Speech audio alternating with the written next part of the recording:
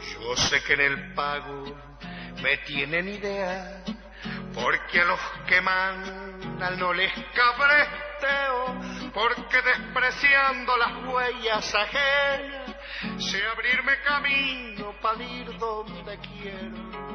A partir de este momento usted sintoniza un programa que tratará temas del poder real. Ya queda con ustedes su conductor, doctor Gustavo Salle. Buen día, ¿qué tal, amigos?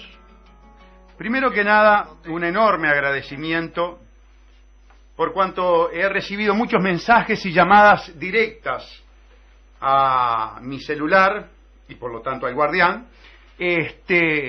para respaldarnos económicamente para que los miércoles podamos seguir saliendo al aire.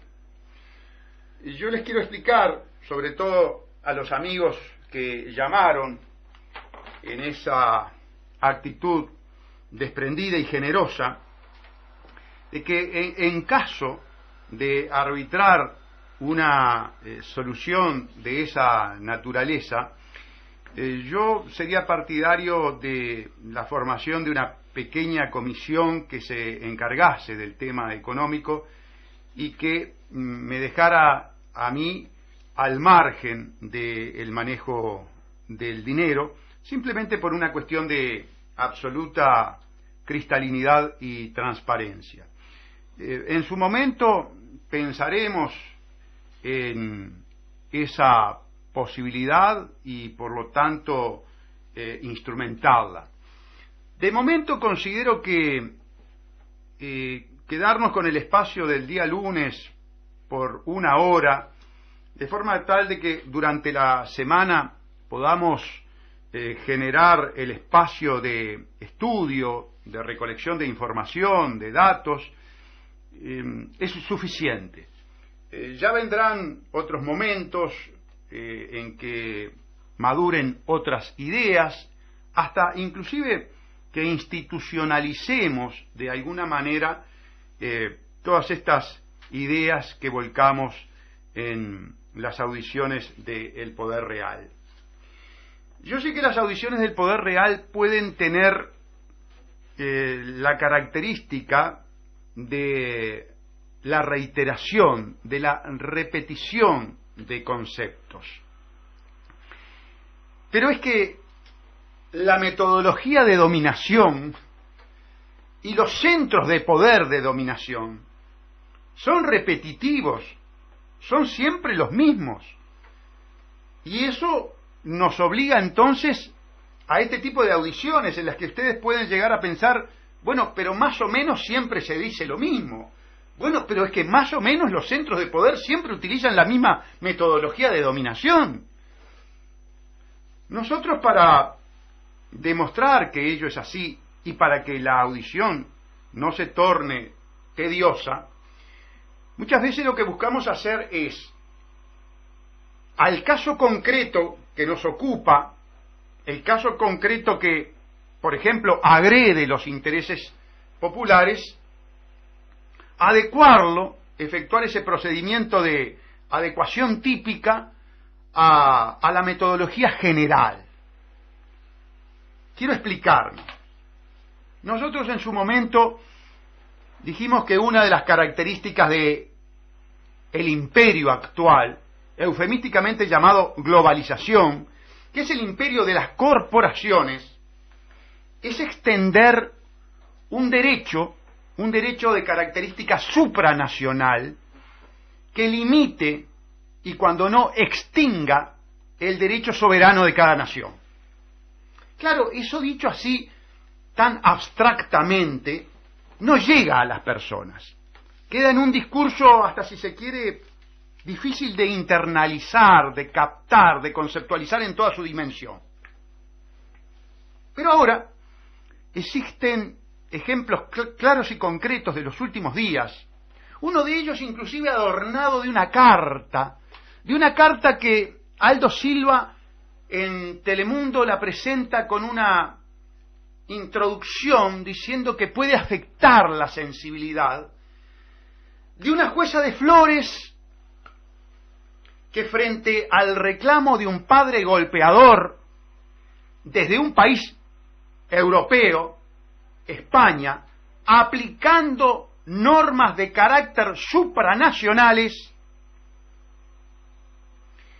logra arrancar a un hijo legítimo del seno de su familia materna, logra desprenderlo de su madre y trasladarlo a España. ¿Por qué?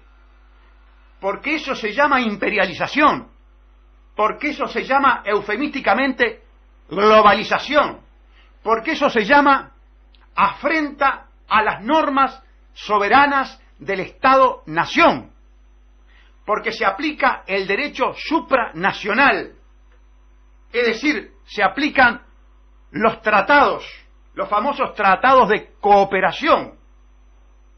Y entonces con esos famosos tratados de cooperación, el Estado uruguayo no puede anteponer ninguna norma de orden público nacional, no puede anteponer ningún derecho humano, porque por encima está el derecho imperial. Ahora entienden, amigos, cuando el doctor Salle y el doctor Viana, aquí presente en el estudio, y que seguramente comentará aspectos de este fallo, hablan de el poder de la globalización. Este es el derecho imperial, claro, edulcorado, disfrazado con el tema de la cooperación. Nunca el imperialista, nunca el plutócrata vendrá de frente y dirá: impongo este derecho porque es el derecho de mis intereses. Siempre apelará a la estrategia del engaño, a la estrategia de edulcorar una realidad ácida, tan ácida como lo es el arrancar a un hijo pequeño del costado de su madre, todavía con una carta hipócrita que exalta todos los aspectos afectivos y emocionales positivos que fundamentarían un fallo para dejarlo al lado de su mamá, para decirle: ¿ves? Pese a todo esto lindo, te voy a mandar con tu padre que curtía a palo a tu madre. Vas a dejar todo eso. ¿Sabes por qué? Porque hay un derecho imperial que tengo que respetar. Porque la Suprema Corte de Justicia me dice que tengo que respetar este derecho imperial. Porque los políticos de mi país me dicen que tengo que respetar un derecho imperial.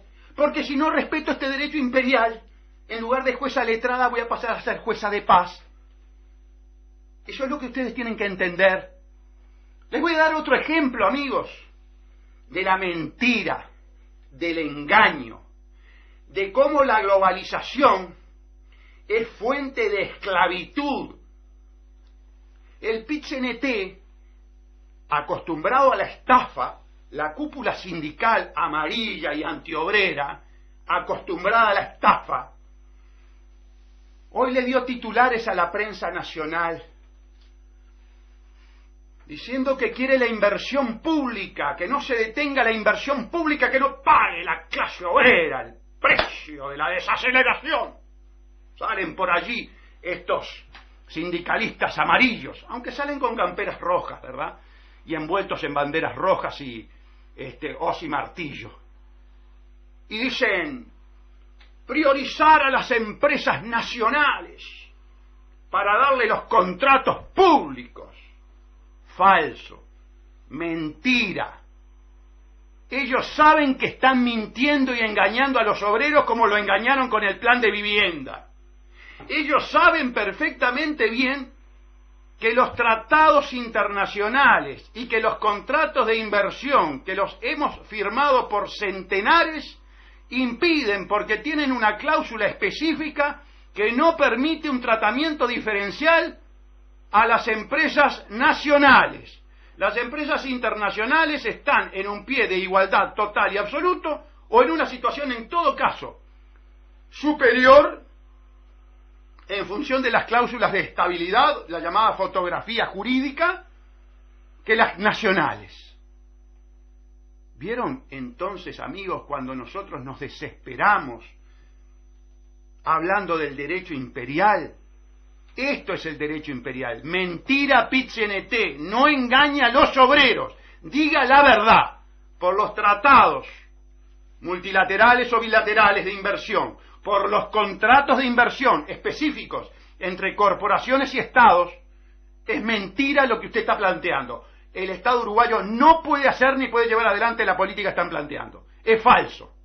Absolutamente falso. Y lo lleva adelante el gobierno del cual ustedes son el brazo extorsivo. Que quede bien claro. Por lo tanto, ustedes sabían cada vez que se firma un contrato de inversión o un tratado de inversión que esto es lo que pasa.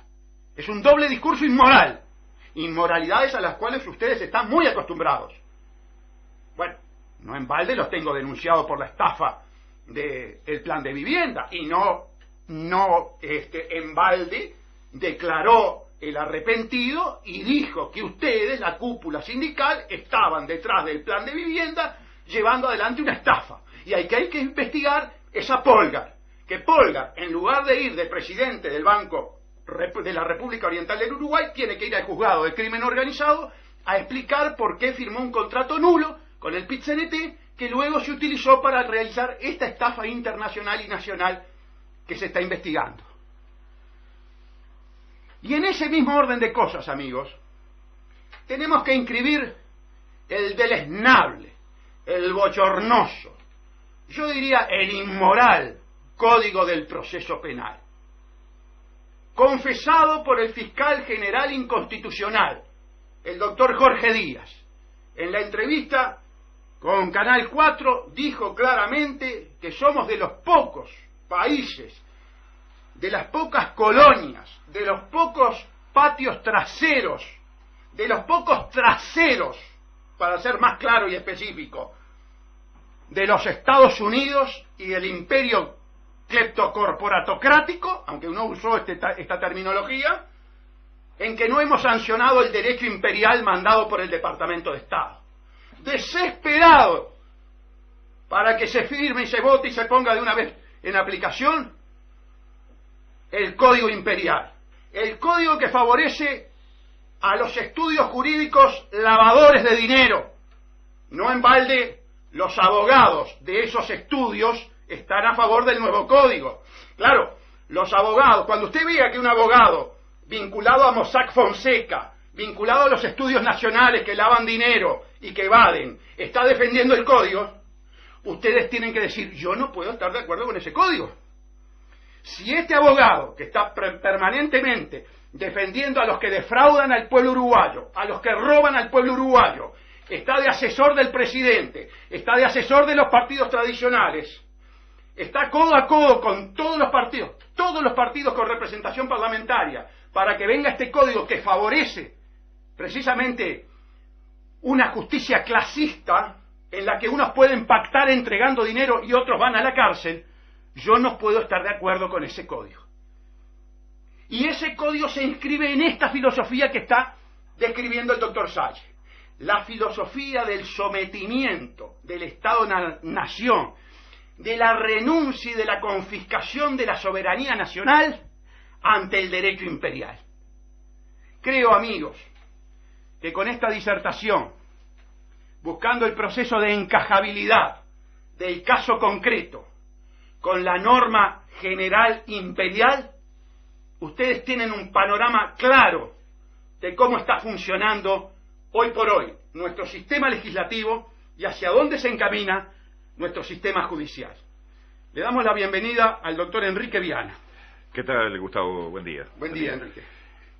Yo pensaba mientras tú hacías estas referencias, que para que la gente entienda lo que supone esa supranacionalidad o esa extranjerización del derecho nacional, muchas veces no vinculada a otro Estado, si fuera vinculado a otro Estado estaríamos hablando a un proceso de conquista directo, sino a un conjunto de reglas que son hechas muchas veces por determinados sujetos que no son Estados propiamente dichos.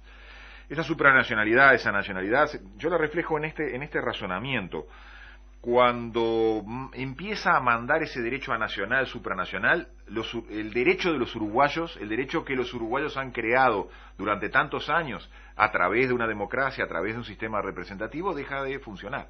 El derecho ya no lo crean los uruguayos, ya no lo crean los representantes, llámense diputados, senadores y que se traducen en un poder legislativo. Ya la creación del derecho escapa a la mano de los uruguayos. La creación del derecho viene de afuera, es Correcto. Extranjera, es exógena. Correcto. Más allá que el derecho sea bueno, sea malo, sea inmoral o no sea inmoral, es la pérdida del derecho a crear el derecho. Hay una confiscación de la función legislativa Por supuesto. por parte de los organismos internacionales. Y también hay un acto de abdicación, de abandono por aquello que siempre hablamos de la colonización consentida, ¿no? Colonización consentida. Esta no es una colonización por las armas. Hoy me preguntaban por qué yo hablaba de imperialismo con el nuevo proceso penal. Y yo les decía que no hablamos de imperialismo en los términos de conquista por la fuerza directa, por la fuerza de las armas, por la fuerza de la violencia. Estamos hablando de la conquista mediante tratados y de contratos, mediante una ingeniería jurídica que le hace, entre otras cosas, perder la perspectiva al ciudadano común de que ya no es dueño de las decisiones de su país. Cuando un ciudadano no puede, a través de sus representantes, crear el derecho, ya no es dueño de sus decisiones como país. Yo incluso he llegado un poco a esta conclusión.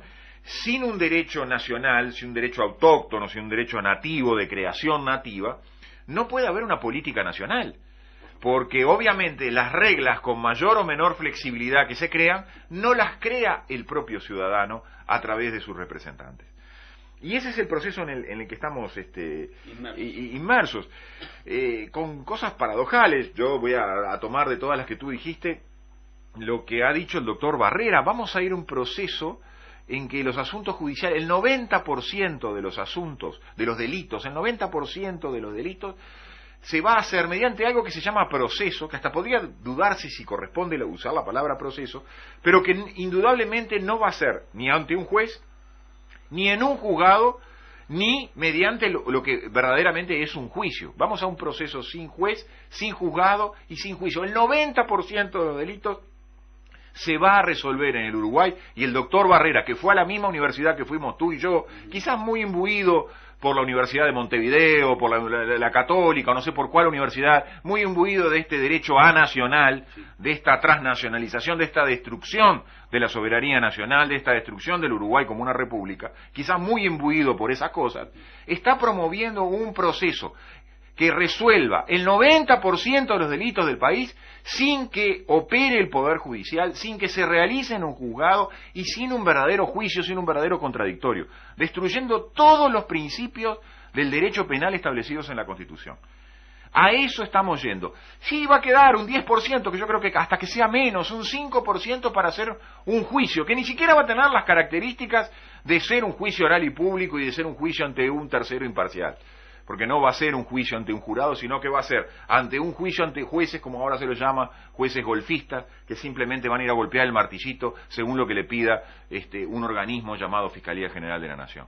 Sí. A eso estamos yendo en función de esa cuña brutal que se está introduciendo en el país, que es la de lo que tú llamas el imperialismo, lo que yo llamo el imperialismo, lo que yo llamo la colonización consentida. En esos términos estamos dejando de ser nación soberana, estamos dejando de ser una república. Sí, correcto, Enrique. El tema es que hay cierta unanimidad en los grupos de presión más importantes que tiene el Por país. supuesto, bueno, pero yo cuando me dicen eso a mí, Gustavo, yo digo, bueno, esa es la prueba número 1 del imperialismo. Es decir, las unanimidades, o vamos a olvidarnos cuando el ex secretario de Artigas, Dámaso Antonio Larrañaga, fue y se convirtió secretario de Lecor cuando Lecor fue el que dominaba la cisplatina en el territorio nacional. Nos vamos a olvidar de esos episodios. Nosotros somos herederos de esos episodios. Nosotros no somos herederos de Artigas, somos herederos de Dámaso Antonio Larrañaga. Para que quede claro, el que busque y lea los anales de historia, es un hecho indiscutido. El ex secretario de Artigas, una persona de confianza de Artigas, cuando entró Lecor en Montevideo se puso a las órdenes de Lecor. Bueno, ese es el Uruguay que hemos heredado nosotros. No es el Uruguay de Artigas, por algo Artigas, lo hemos dicho tantas veces, decidió no volver nunca más por acá. Claro, eso se compadece cabalmente con el hecho de que sea nada más ni nada menos que el Fraude Amplio quien instrumenta todos estos cambios de colonización consentida. Y también se compadece con el hecho de que sea la Central Obrera Amarilla y Antiobrera del PIT-CNT la que esté respaldando todo este proceso de colonización que vive el país. El partido, el Fraude Amplio, esta asociación para delinquir que ha asaltado la supraestructura del Estado, es decir, los resortes gubernamentales del Estado, logra imponer un grado de sometimiento y colonización que no lo pudieron hacer los partidos tradicionales afines al sistema capitalista anglosajón sionista masónico. Claro, obviamente, tenemos que hablar de la transformación, de la infiltración sufrida por esa fuerza política convertida en asociación para delinquir, y tenemos que recordar, como bien lo hace Enrique, que ya es un tanto común en la idiosincrasia de los políticos uruguayos ese tipo de metamorfosis, ese tipo de traición ideológica, tal cual lo estaba refiriendo Enrique, que yo sé que es un hombre enjundioso en materia de historia nacional. Con el PIT-CNT y el Fraude Amplio se logra este sometimiento voluntario, este acatamiento del derecho imperial. No es casualidad, amigos, que los grandes estudios uruguayos vinculados a las estafas denunciadas por el doctor Salle estén patrocinando este código imperial, inmoral, que va a entrar en vigencia. Me permito recordarles que el fiscal inconstitucional general utilizó las instalaciones de Posada y Vecino, un estudio jurídico vinculado a la estafa de la regasificadora, denunciada exclusivamente por el doctor Gustavo Salle. Utilizó las instalaciones del estudio Guyer y Regules, vinculado a la privatización criminal de la DGI para beneficiar al empresario con vinculaciones políticas insospechadas, Paco Casal, para terminar en una vista fiscal que yo diría hace gala de la entrega total del derecho público y de la función tributaria pública a un privado, por el cual se pidió el archivo de esa denuncia penal.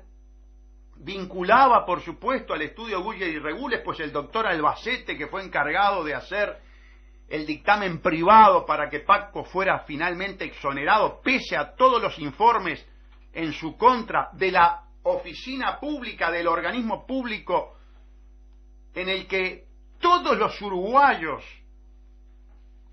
o mejor dicho, al que todos los uruguayos estamos sometidos, y cuya revisión en todo caso se hace a través de un procedimiento jurisdiccional ante la justicia del Estado, todo en el ámbito del derecho público. Pero en el caso de Paco Casal se estableció una excepción única en la historia del país. Costó caro, yo sé que costó caro, pero fue un caso único y que sin embargo estuvo refrendado por la justicia de crimen organizada, que fue el plan piloto del imperialismo. Los juzgados de crimen organizado, cuya actuación es absolutamente inconstitucional, fueron el plan piloto Yo ya les conté cómo el agente de los Estados Unidos en el Uruguay con vinculaciones en el Poder Judicial por haber sido ex juez, el doctor Carlos Colmenero, el que procesó a Licidini, entraba y salía de los juzgados de crimen organizado como perico por su casa. Ya vimos las fotos del fiscal inconstitucional general codo a codo con Yulisa Reynoso, la embajadora de Estados Unidos durante el desgobierno de Mujica, durante el gobierno criminal de Mujica, pluridenunciado por el doctor Salle. Digo pluridenunciado porque tiene varias denuncias, hoy confesadas públicamente. ¿Recuerdan cuando hablamos del tema de aire fresco? ¿Recuerdan cuando dijimos que este hombre había privatizado el comercio exterior para beneficio de una patota? Bueno, ahora lo confesó. Ahora tengo que pedir sacar del archivo ese expediente y que sea citado para que confiese en el juzgado lo que confesó en Córdoba. Pero esa es la importancia de nuestras denuncias. Vamos a una pausa y volvemos.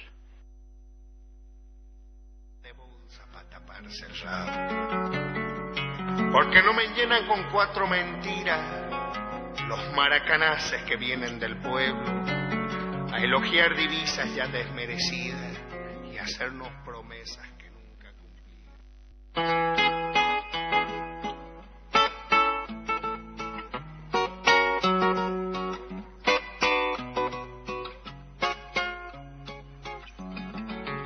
Bien, amigos, no es casualidad que a nivel mundial proliferen los tratados multilaterales que intentan la extensión y profundización de la ley del mercado en todos los ámbitos.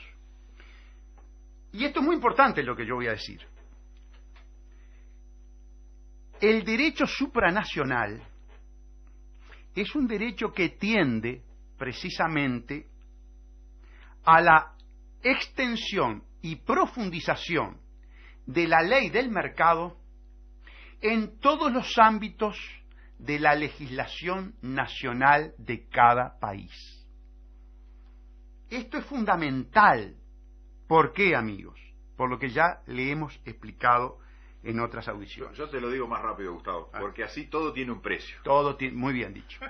Claro, en la ley del mercado todo es negociable, todo tiene precio. Y fundamentalmente en el mercado, amigos, no existen los valores experienciales, no existen los valores axiológicos, no existen, en definitiva, los valores.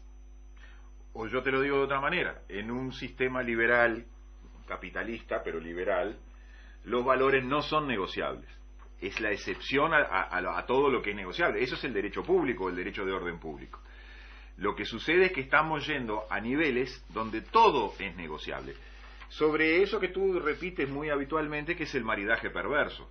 En la medida que el Estado puede toquetear todos los derechos e introducirse en todos los derechos, de pensamiento de raíz y de cuño leninista, estalinista, si el mercado se apropia de esa raíz de cuño leninista y marxista, termina introduciéndose en todos los derechos y volviendo, ahora sí disfrazado de capital o de capitalismo, en derechos negociables. Y entonces el derecho público desaparece por la conjunción de las dos vías.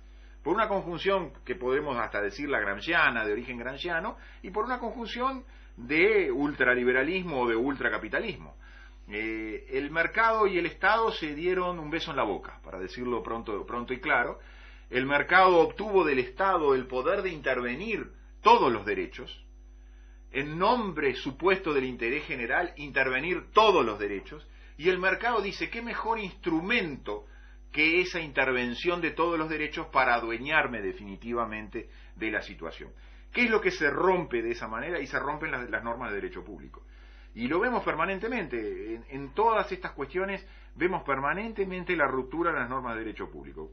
Para volver al caso del proceso penal, si queremos imponer ese proceso penal abreviado, que parece ser la figurita que todos los días el doctor Barrera permanentemente nos muestra, es establecer el proceso de los negocios, el proceso negociado. Enrique, no solo el doctor Barrera. No solo el doctor Barrera, pero me llama muchísimo la atención que sea el doctor Barrera. Claro. Te lo digo sinceramente porque es un profesor de Derecho Penal. Está, de acuerdo, pero todos los profesores de Derecho Penal en su gran mayoría están detrás del código. Está toda la academia detrás de este código, vamos a decir la verdad. La academia se vendió. Sí, el colegio de abogados también. El colegio de abogados se vendió, efectivamente. Están todos con el viento del lado del norte, Gustavo, de los yanquis. Yo insisto mucho, en aquella época se hablaba del estado de los doctores, ¿no? Y eso dio a grandes cosas, pero yo insisto mucho, tenemos muchos Damaso Antonio Larrañaga.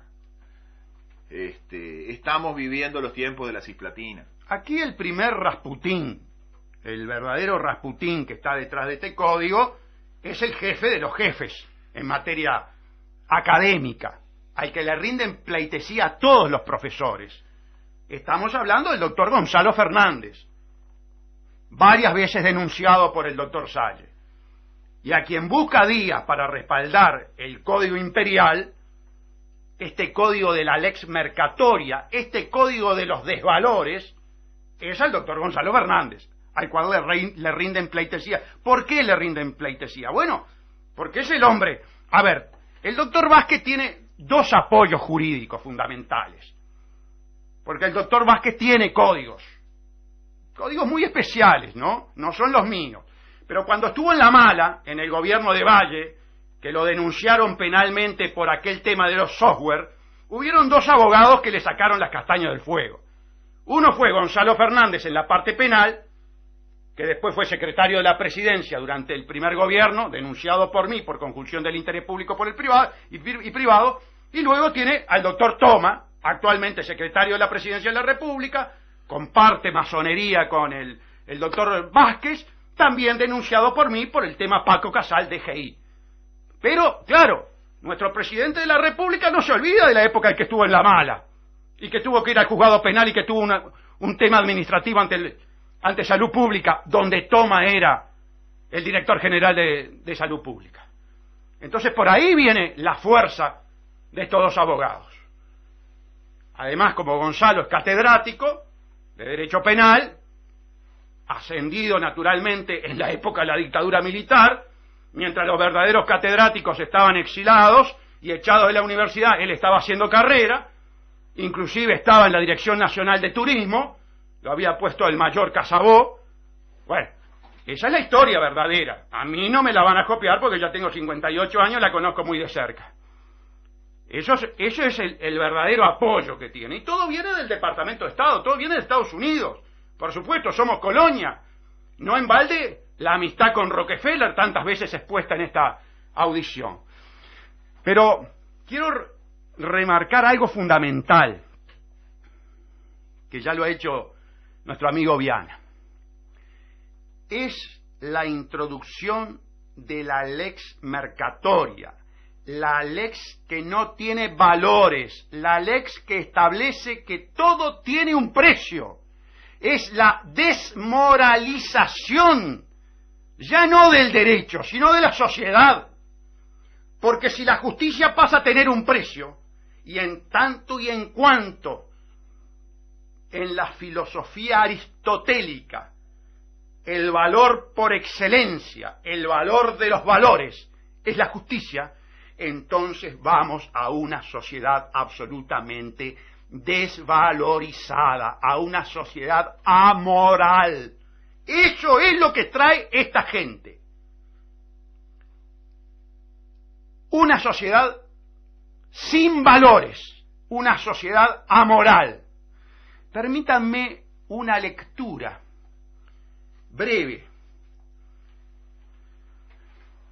pero para que la libertad pueda deshacer y arruinar la vida social de los gentiles, es necesario que establezcamos nuestro comercio bajo una base especulativa, con lo que se conseguirá evitar que los gentiles retengan en sus manos la riqueza que puedan atesorar procedente de la producción del suelo.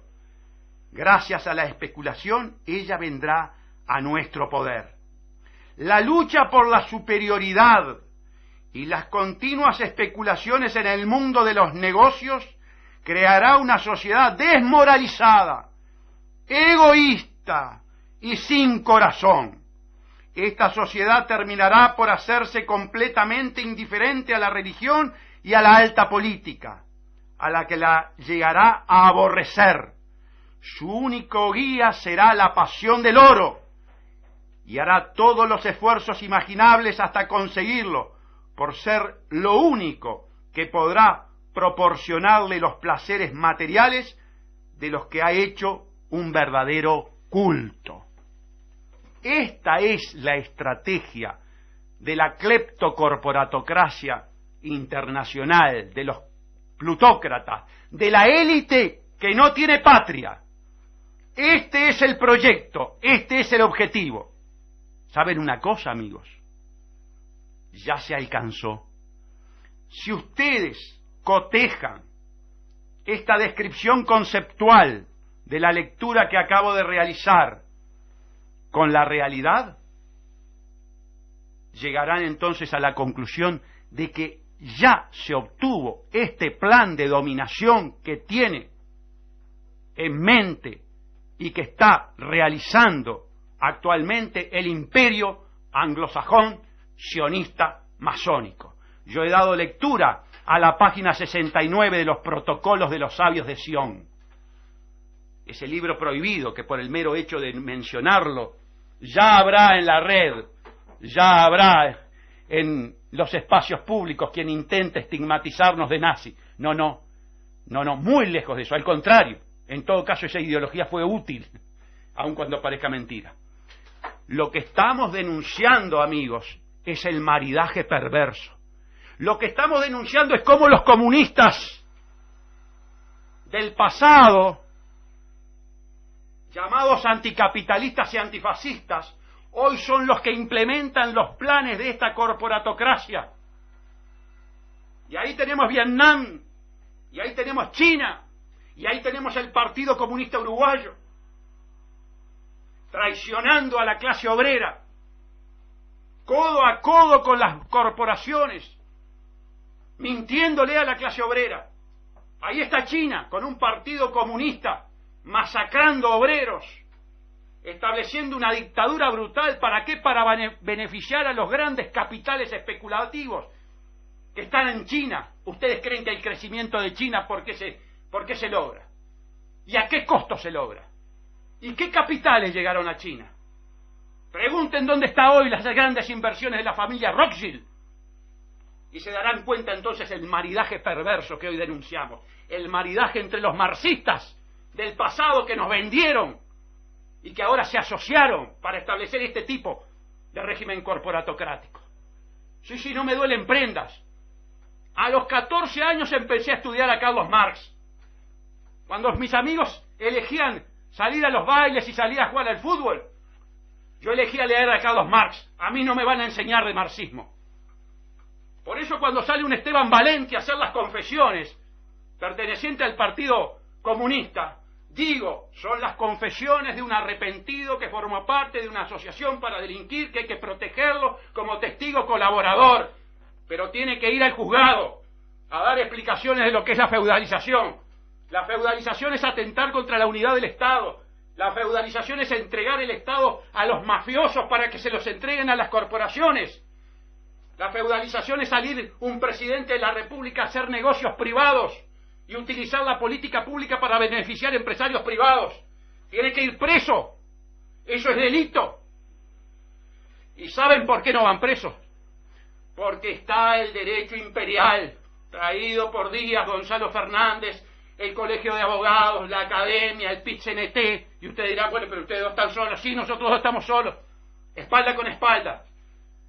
Y algún día seremos reivindicados. El día que caiga un hijo de ustedes en una comisaría y sea extorsionado para confesar una rapiña que no cometió, y entonces se le impute un hurto agravado como pacto ilegal, porque esa modificación de la tipificación es ilegal, ahí comprenderán recién las palabras del doctor Salle y del doctor Viana. Esto es lo que estamos viviendo en el siglo XXI, y hay que animarse a decirlo. Son pocos los que hoy acusan al Partido Comunista, a los marxistas, de traidores en un maritaje asqueroso con el sistema capitalista, con la corporatocracia anglosajona sionista masónica, para establecer una esclavitud universal. Por eso no es de extrañar ver a los estalinistas que se comen hasta por las orejas los libros de Stalin en la torre ejecutiva, codo a codo con el Opus Dei, codo a codo con los abogados de los estudios que están sindicados por las offshore lavadoras de dinero. Por eso no es extraño ver a los masones codo a codo con el Opus Dei y los marxistas. Hay que animar a denunciarse eso, amigos. Somos pocos los uruguayos que nos animamos a esa denuncia. ¿Por qué? Y porque prácticamente tenemos la unanimidad del poder en contra. Por eso el hombre de pueblo, por eso el que no forma parte de una logia, ni está bajo el ala del Opus Dei, o bajo el ala del judaísmo sionista, tiene que valorar este tipo de discurso. Tiene que saber que el que tiene este tipo de discurso se está jugando la vida, y que la bala puede venir de cualquier lado. Y mal que le pese a alguna radio que yo esté diciendo esto, esa radio no va a tener problemas de bala. Esa radio no va a tener ningún tipo de problemas, ni siquiera por sus deudas en el BPS. Pero nosotros sí. Nosotros sí vamos a tener ese problema, porque son pocos los que hacen esta denuncia, amigos. Enrique, algunas reflexiones. Sí, Gustavo, yo venía un poco pensando hoy que existe también el otro fenómeno que es el de las degradaciones, y estoy hablando de las degradaciones casi en términos militares, ¿no? Te diría, de bajar de grado institucionalmente, por un lado, y ya personalmente a diversos sujetos. Yo voy a hablar del tema de las fiscalías. En la fiscalía estamos viviendo un proceso de degradación que se traduce en, por ejemplo, algunas cosas que he visto en los últimos días en la televisión, que personas que nunca ejercieron el Ministerio Público, nunca fueron a los juzgados a ejercer el Ministerio Público, ni en el área penal, ni en el área civil, se hacen llamar y se pasan a llamar fiscales nacionales.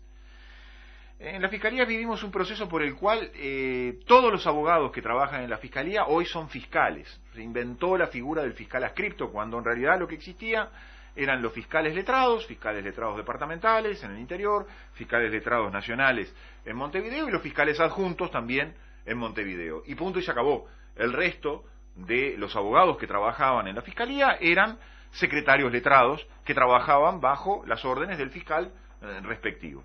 Hoy, bajo el nombre de fiscales adscriptos, se los incorporó, digamos, a la figura de fiscal, pero eso no les da el derecho de atribuirse la calidad de fiscal nacional. Pero eso es parte de la degradación institucional.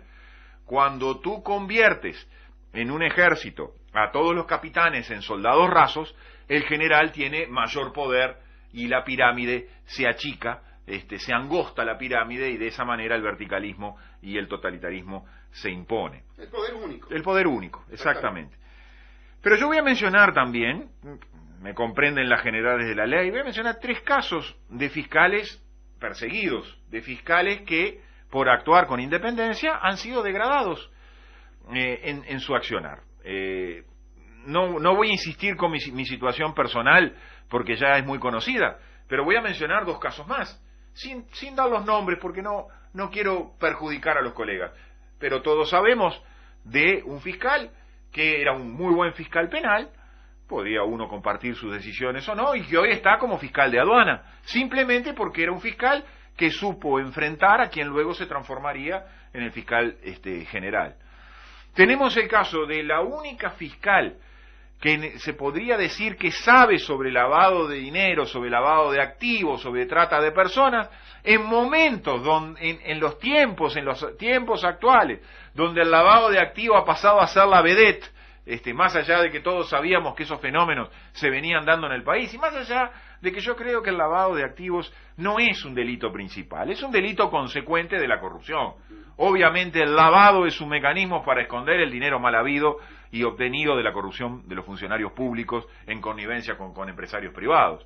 Y punto y se acabó. Pero la fiscal especialista en esos temas también hoy se encuentra degradada y alejada del ejercicio del Ministerio Público. Todas esas cosas son sintomáticas de un proceso de degradación, un proceso de degradación institucional, y para aquellos que levantan la cabeza y todavía quieren reivindicar un ministerio público en lo que los fiscales sean independientes individualmente, viene la guadaña y de esa manera se los rebaja. Eso genera el efecto ejemplarizante, el efecto aleccionante. ¿Quién va a levantar la cabeza si sabiendo que levanta la cabeza le pasan la guadaña? Yo acabo de recibir en estos días, Gustavo, un informe de una secretario letrado, con nula experiencia en el ejercicio del Ministerio Público, diciendo que a mí se me tiene que aplicar un apercibimiento por haber defendido la protección del ambiente durante 15, 16 años, que yo me equivoqué en las estrategias, que de ese modo yo actué como un inepto, prácticamente, porque estaba defendiendo lo que nadie más se ha animado a defender.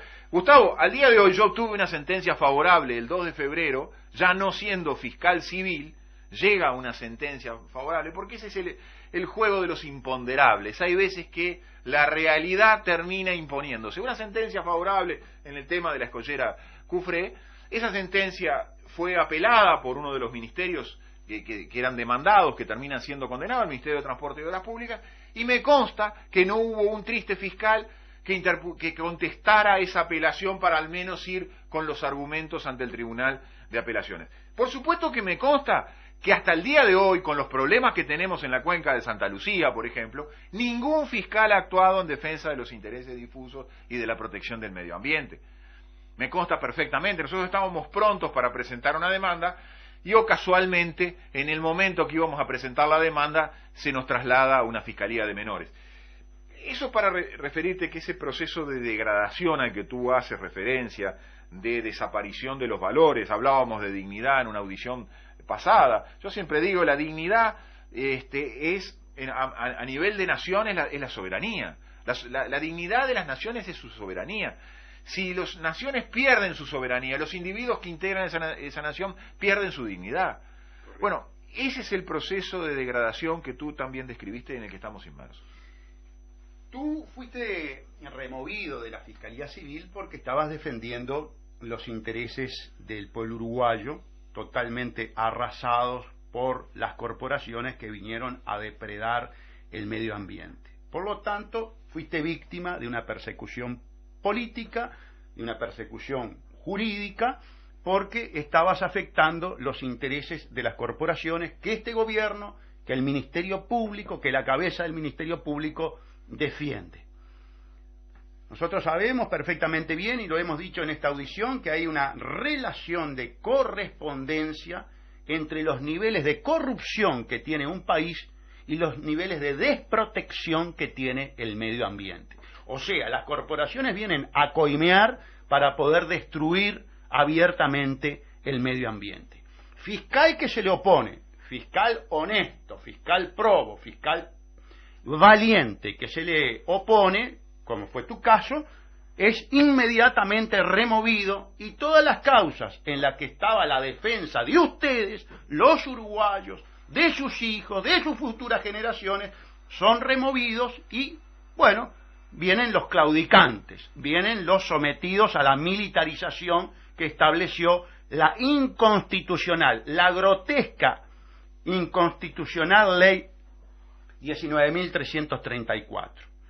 Le quiero adelantar que pese a tener una inconstitucionalidad grande como la Torre de Antel, como el Palacio Salvo, nuestra Suprema Corte de Justicia no la va a declarar inconstitucional, pero por razones políticas. Lo político por encima de lo jurídico, porque así se está manejando todo nuestro ordenamiento jurídico y todas nuestras instituciones jurisdiccionales. La doctrina, la nefasta, la impresentable doctrina Mujica, lo político por encima de lo jurídico.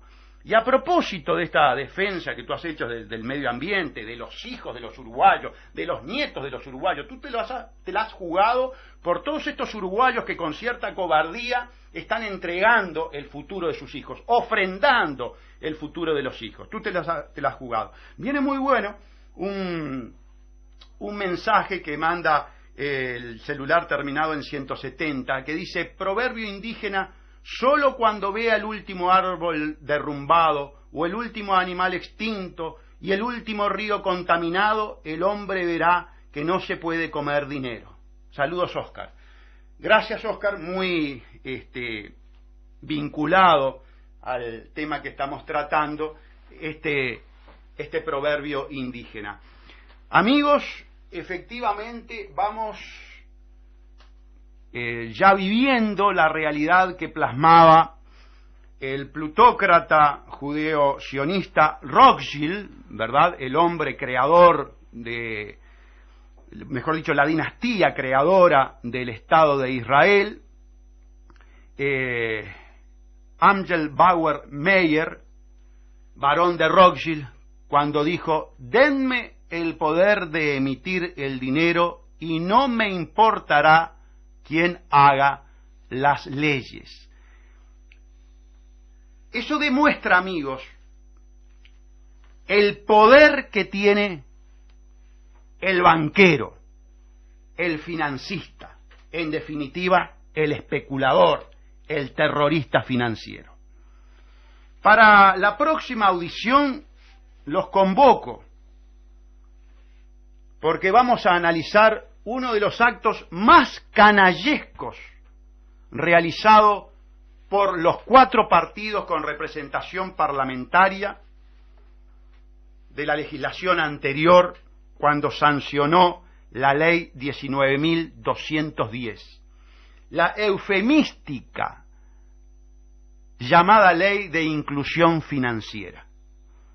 Debe ser llamada la ley de esclavización, debe ser llamada la ley de entrega del pueblo uruguayo a las fauces de los criminales más sofisticados que tenga la humanidad. Se llaman los banqueros.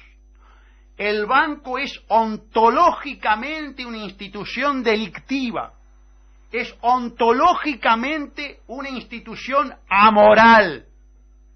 Por eso cuando el legislador me obliga a bancarizarme, no solo viola mi derecho a la libertad individual, mi derecho a la contratación libre, viola mi consentimiento, viola mis más básicos derechos como ser humano, comete un acto de coautoría de delito al facilitar mediante la ley que el banquero me siga estafando, pero ahora obligatoriamente.